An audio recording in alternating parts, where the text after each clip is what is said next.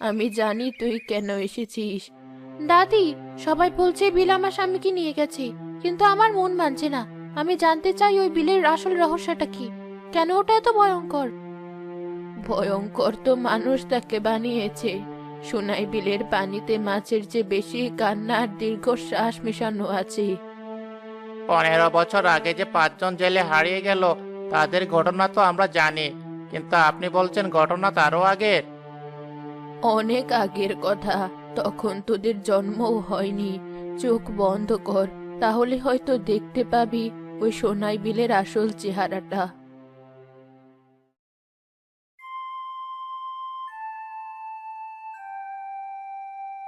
শোন সব হতভাগার দল, আজ থেকে এই সোনাই বিল আমার একার সম্পত্তি।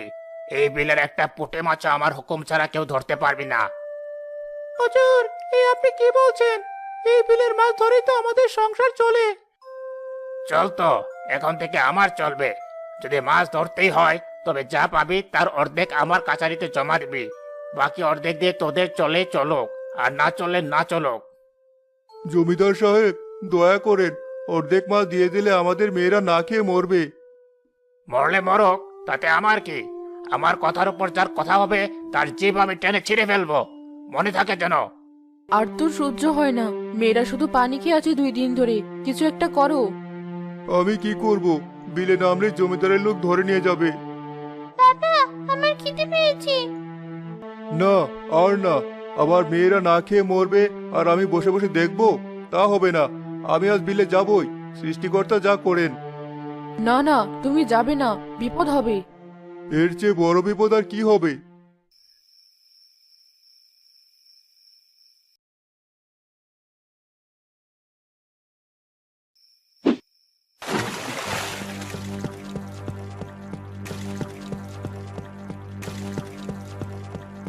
পেয়েছি, তোরটাকে পেয়েছি। হুজুরকে খবর দে।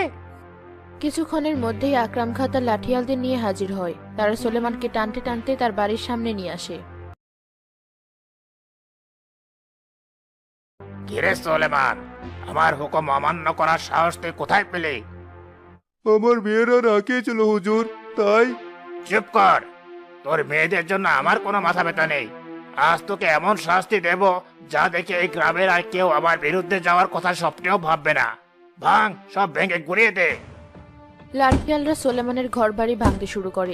বন্ধুরা, জমিদার সাহেব কি সোলেমানদের পরিবারকে পুরো মেরে ফেলেছে, নাকি তাদের ছেড়ে দিয়েছে?